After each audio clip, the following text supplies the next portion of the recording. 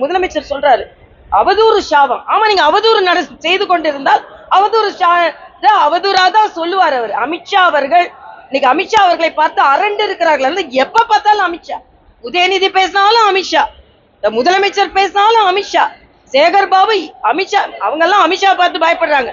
சேகர் பாபுக்கு எங்களை பார்த்தாலே பயம் வந்துருது, டென்ஷன் ஆயிடுறாரு. எங்களை பார்த்தாலே ஐயோ இவங்க எல்லாம் கோயிலுக்கு வராங்களேன்னு டென்ஷன் ஆயிடுறாரு. அதனால நிச்சயமா ஒரு மகிழ்ச்சியான சூழ்நிலையில் நாங்கள் இருக்கிறோம். நிச்சயமாக இந்த மகிழ்ச்சியான சூழ்நிலை 2026 தேர்தல் வரையும், தேர்தல் நிறைவடைந்த பிறகும் ஜார்ஜ் கோட்டைக்கு போகும் வரை தொடரும்.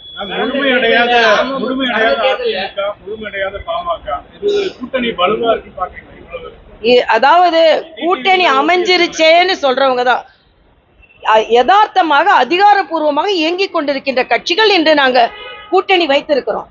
உட்கட்சியில எவ்வளவு நான் கேட்கிறேன், காங்கிரஸ்ல என்ன முழுமை அடைஞ்சிருக்கா?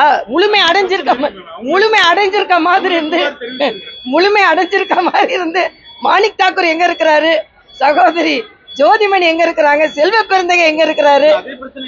அதே பிரச்சனை எல்லாம் எங்களுக்கு இல்ல.